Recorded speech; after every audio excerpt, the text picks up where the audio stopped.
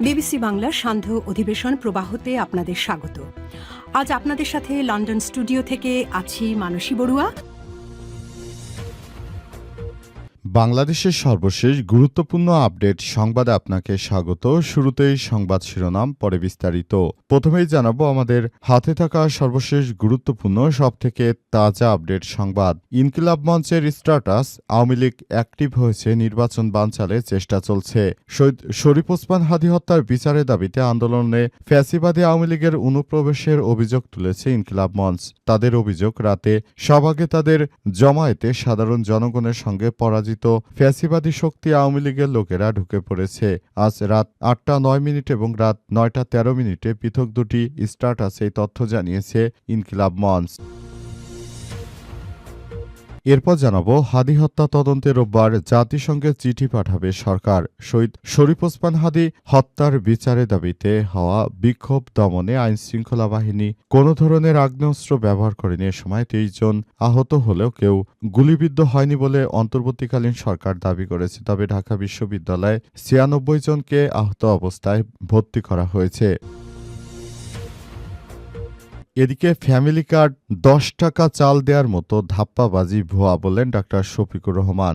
বাংলাদেশ জামাত ইসলামের আমির ডাক্তার শফিকুর রহমান বলেছেন, এবারের জাতীয় সংসদ নির্বাচন কোনো গতানুগতিক নির্বাচন নয়, এটি মা বোনের সম্মান রক্ষার নির্বাচন, শিশুদের নিরাপদ ভবিষ্যতে নির্বাচন, পাচার করা টাকা ফিরে এনে আবার নির্বাচন ও ইনসাফভিত্তিক রাষ্ট্র গঠনের নির্বাচন। আমরা কোনো ধাপ্পাবাজি চাই না। যেটি তারেক রহমান বলছে 10 টাকায় চাল খাবে, শেখ হাসিনা বলেছিল, তেমনিভাবে তারেক রহমান বলছে যে আগামীতে তারা ফ্যামিলি কার্ড দেবে, কিন্তু তারা এটা ধাপ্পাবাজি করছে, এটা সম্পূর্ণ মিথ্যা প্রতিশ্রুতি। জানাবো, সুষ্ঠু নির্বাচন নিয়ে শঙ্কা আছে বললেন নাহিদ ইসলাম। আগামী জাতীয় সংসদ নির্বাচন সুষ্ঠু হবে কিনা সেটি নিয়ে শঙ্কা আছে, কারণ নির্বাচনকে বানচাল করতে তারা বিভিন্নভাবে ষড়যন্ত্র করছে বলে অভিযোগ করেছেন তিনি। আগামীর বাংলাদেশ হবে ন্যায় ইনসাফ ভিত্তিক একটি সত্যের বাংলাদেশ, যে বাংলাদেশে আর কোনো আহাজারি থাকবে না, কোনো সমস্যা থাকবে না। নতুন বাংলাদেশ গড়ে তুলতে আমরা বদ্ধপরিকর বলে জানিয়েছেন নাহিদ ইসলাম।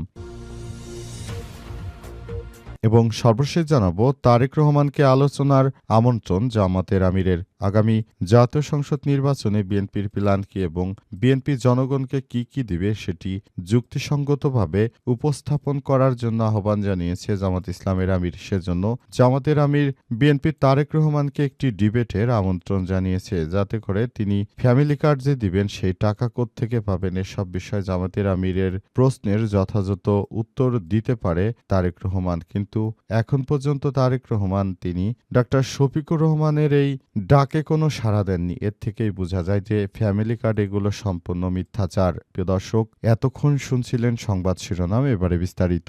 তবে তার আগে বন্ধুরা, অনুরোধ থাকবে এই সংবাদটিতে একটি লাইক দিন। এই চ্যানেলে আপনি নতুন হয়ে থাকলে আমাদের সংবাদটি দেখতে দেখতে চ্যানেলটি সাবস্ক্রাইব করে রাখুন। কমেন্ট করে বন্ধুরা আপনার মূল্যবান মতামত জানিয়ে দিন আপনি বিশ্বের কোন দেশ থেকে বা বাংলাদেশের কোন স্থান থেকে আমাদের সংবাদটি দেখছেন এবং শুনছেন। আর বন্ধুরা, সংবাদটি আপনার সোশ্যাল মিডিয়া ফেসবুকে শেয়ার করে বন্ধুদেরও দেখার সুযোগ করে দিন। আর বন্ধুরা, গাজা যুদ্ধে আপনি যদি নিরীহ ফিলিস্তিনিদের ভালোবেসে থাকেন, কমেন্টে ইয়েস লিখে পুরো বিশ্বকে জানিয়ে দিন। এবারে বিস্তারিত।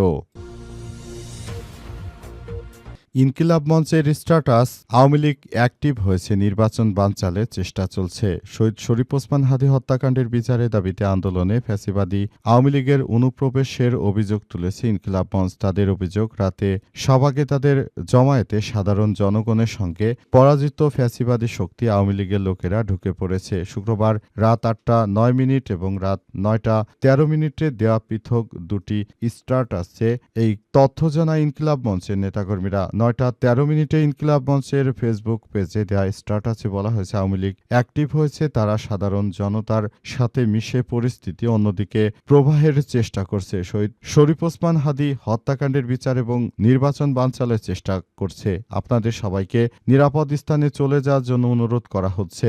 এর আগে রাত 8টা 9 দিকে দেওয়া অপর স্ট্যাটাসে ইনকিলাব মঞ্চ জানিয়েছে, নির্বাচন 12 তারিখে হবে, নির্বাচন হতেই হবে, কোনোভাবে নির্বাচন বানচাল করতে দেওয়া হবে হবে না। একটি পক্ষ বুঝতে পেরেছে তারা আগামী জাতীয় সংসদ নির্বাচনে হেরে যাবে, এজন্য তারাও চাইছে যে আগামী জাতীয় সংসদ নির্বাচনটায় বিশৃঙ্খল পরিস্থিতি তৈরি করে তারপর দেশের মধ্যে একটি অনাকাঙ্ক্ষিত ঘটনা ঘটিয়ে তারাও নির্বাচনের ফলাফলকে কারসাজি করতে চায়। সেজন্য তারাও এখন একরকমের সমস্যা তৈরি করতে চাইছে। তাই আপনাদেরকে বলবো, আপনারা মাঠে থাকবেন না, সবাই মাঠ ছেড়ে চলে যান। আপনারা যার যার জায়গায় গিয়ে আপনারা নতুন করে সবকিছু করার চেষ্টা করুন। আমরা যারা আহত হয়েছি ঠিক আছে, ভালো কথা, আগামীতে আমরা সরকারের সাথে এসব বিষয় নিয়ে কথা বলবো, কিন্তু এই বিষয় নিয়ে পরিস্থিতি আর কোনোভাবেই ঘোলা করা যাবে না। আমাদের প্রশাসনকে আমরা সর্বোচ্চ সম্মান জানাই। এর পেছনে কারা রয়েছে বা কি হয়েছে বিষয়টি সেটি নিয়ে পরে আমরা সরকারের সঙ্গে বসবো। তবে এই মুহূর্তে আপনারা দয়া করে যার যার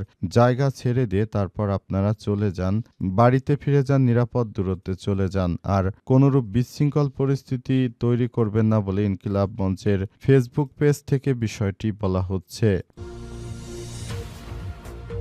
হাদি হত্যা তদন্তে রোববার জাতিসংঘে চিঠি পাঠাবে সরকার। অনেক জল্পনা কল্পনার পর অবশেষে সরকারের পক্ষ থেকে বলা হয়েছে যে হাদি হত্যাকাণ্ডের ঘটনায় অন্তর্বর্তীকালীন সরকারের প্রধান উপদেষ্টা মঙ্গলবার জাতিসংঘে চিঠি পাঠাবে, যাতে করে জাতিসংঘ থেকে হাদি হত্যাকাণ্ডের ঘটনায় যেন বিচার হয় এবং মূল বিচারটি যেন বাংলাদেশের মাটিতেই হয়। সেজন্য তারা শহীদ ওসমান হাদি হত্যাকাণ্ডের ঘটনায় জাতিসংঘের কাছে এই চিঠি পাঠানোর কথা জানিয়েছে।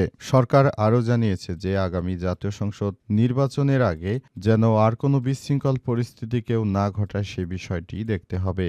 আগামী জাতীয় সংসদ নির্বাচনকে সুষ্ঠু সুন্দরভাবে গড়ে তোলার মধ্য দিয়ে সবাইকে নিয়ে একটি সুন্দর বাংলাদেশ গড়ে তুলতে হবে। আগামীর নতুন বাংলাদেশ গড়ে তুলতে হবে এবং সে অনুযায়ী সবাইকে নিয়ে কাজ করতে হবে। সরকার চায় এবার যেন একটি সুষ্ঠু সুন্দর বাংলাদেশ গড়ে তোলা যায়, সে অনুযায়ী সরকার সেভাবেই তার দায়িত্ব পালন করছে এবং আগামীর নতুন বাংলাদেশ গড়ে তুলতে সরকার বদ্ধপরিকর। সরকার সেই বিষয়গুলোকে পুরো বাংলাদেশের সামনে স্পষ্ট করছে। আগামীতে যেন শহীদ ওসমান হাদির হত্যাকাণ্ডের বিষয়টি স্পষ্টভাবে বিচার হয় এবং বিচারের কাঠগড়ায় দাঁড় করানো যায় সন্ত্রাসীদের, সেই ব্যাপারটি নিয়ে সরকার কাজ করছে। শহীদ ওসমান হাদি বাংলাদেশের মানুষের অত্যন্ত শ্রদ্ধাভাজন এক ব্যক্তিত্ব হিসেবে ছিলেন এবং তার মৃত্যুতে বাংলাদেশ গভীরভাবে দুঃখিত। কিন্তু এখন পর্যন্ত শহীদ ওসমান হাদি হত্যাকাণ্ডের ঘটনায় সরকার আসলে কাউকেই এখন পর্যন্ত সরকারের পক্ষ থেকে আসলে কোনো ধরনের বিশৃঙ্খল পরিস্থিতি অ্যালাউ করা হচ্ছে না। কিন্তু সরকার সব বিষয়গুলোকেই অন্তর্বর্তীকালীন সরকারের প্রধান উপদেষ্টা সব বিষয়গুলো সুষ্ঠুভাবে পরিচালনার চেষ্টা চালিয়ে যাচ্ছে। এই বিষয়গুলো অত্যন্ত দুঃখজনক হলেও সত্য এবং এই বিষয়টি আমাদেরকে মেনেই নিতে হবে যে শহীদ শরীফ ওসমান হাদি আমাদের পাশে এখন আর নেই। ফ্যামিলি কার্ড 10 টাকায় চাল দেওয়ার মতো ধাপ্পাবাজি বললেন ডাক্তার শফিকুর রহমান। বাংলাদেশ জামাত ইসলামের আমির ডাক্তার শফিকুর রহমান বলেছেন, এবারের জাতীয় সংসদ নির্বাচনে অনেকেই নানা রকমের কার্ড দেওয়ার কথা বলছে। তারা গতানুগতিক নির্বাচন মনে করেছে এটা, তবে এটা গতানুগতিক কোনো নির্বাচন নয়, এটি মা বোনদের সম্মান রক্ষার নির্বাচন, শিশুদের নিরাপদভাবে বেড়ে ওঠার এই নির্বাচনটা হবে ইতিহাসে সবথেকে ভালো সুষ্ঠু মানের একটি নির্বাচন বলে জানিয়েছেন ডাক্তার শফিকুর রহমান। শফিকুর রহমান আরও জানিয়েছেন যে এই নির্বাচনটা সুষ্ঠু সুন্দরভাবে করার মধ্য দিয়ে আমরা বাংলাদেশের মানুষকে আরেকটি মেসেজ দিতে চাই, সেটি হচ্ছে যারা ফ্যামিলি কার্ডের কথা বলছে, যারা আপনাদেরকে ভোট নেওয়ার জন্য বিভিন্ন প্রতিশ্রুতি দিচ্ছে, প্রকৃতপক্ষে তারা কিন্তু কখনোই আপনাদেরকে কোনো কিছুই দেবে না। এর আগে এক সরকার ছিলেন যিনি সবাইকে 10 টাকা কেজিতে চাউল খাওয়ানোর কথা বলেছিলেন, কিন্তু কখনোই তিনি সেই 10 টাকা কেজিতে চাউল খাওয়াতে পারেননি। সেটি ছিল তার নির্বাচনী প্রচারণার একটি টেকনিক। এবার ফ্যামিলি কার্ডটাও ঠিক একই রকম, এটি হচ্ছে একটি ধাপ্পাবাজি। এই ফ্যামিলি কার্ড ধাপ্পাবাজি এই বিষয়টি জামাতের আমির আরও জানিয়েছেন যে এই ধাপ্পাবাজি কার্ড দিয়ে বাংলাদেশের মানুষকে কেনা যাবে না। আগামীর বাংলাদেশ হবে ন্যায় ইনসাফ ভিত্তিক একটি সমাজ গঠনের বাংলাদেশ, যে বাংলাদেশ বিনির্মাণে আর কারো কোনো ধরনের সমস্যা থাকবে না। পুরো বাংলাদেশের মানুষ মনে করে আগামীর জাতীয় সংসদ নির্বাচনটা হবে ইতিহাসের সবথেকে ভালো সুষ্ঠু মানের একটি নির্বাচন নির্বাচন, সেই নির্বাচনে আপনারা সবাই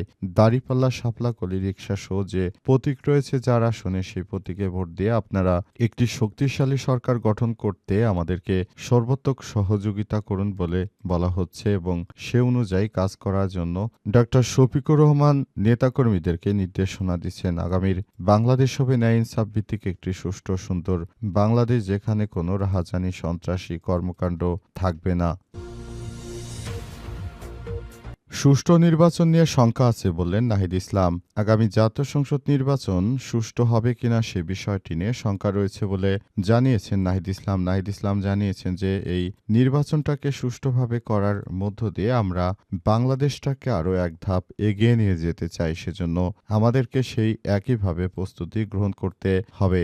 অন্তর্বর্তীকালীন সরকারের প্রধান উপদেষ্টা প্রফেসর ডক্টর মোহাম্মদ ইউনূসের সরকার যে নতুন বাংলাদেশ গড়ে তোলার চেষ্টা করছেন, সেই বাংলাদেশটাকে সুন্দরভাবে গড়ে তোলার মধ্য দিয়ে আমরা বাংলাদেশটাকে সুন্দরভাবে একটি সুন্দর অবস্থানে নিয়ে যেতে চাই। সেজন্য আমাদের সবাইকে নতুন বাংলাদেশ গড়ে তুলতে হবে। আমরা মনে করি আগামীর বাংলাদেশ ন্যায় ইনসাফ ভিত্তিক একটি সুন্দর বাংলাদেশ গড়ে তুলতে হবে। সে অনুযায়ী আমরা বাংলাদেশটাকে একটি ভালো অবস্থানে নিয়ে যেতে আমরা বদ্ধপরিকর। অন্তর্বর্তীকালীন সরকারের প্রধান উপদেষ্টা প্রফেসর ডক্টর মোহাম্মদ ইউনূসের সরকার সেই বিষয়টিকে বলেছে এবং সে অনুযায়ী সবাইকে নিয়ে একটি সুন্দর ও কল্যাণমুখী বাংলাদেশ গড়ে তোলার মধ্য দিয়ে সবাইকে নিয়ে আমাদেরকে কাজ করতে হবে। পুরো বাংলাদেশটাকে সুন্দরভাবে গড়ে তুলতে হলে আমাদের অবশ্যই এই বিষয়টিকে অত্যন্ত গুরুত্ব সহকারে দেখতে হবে বলে বলা হচ্ছে এবং সে অনুযায়ী আমাদেরকে কাজ করতে হবে। কিন্তু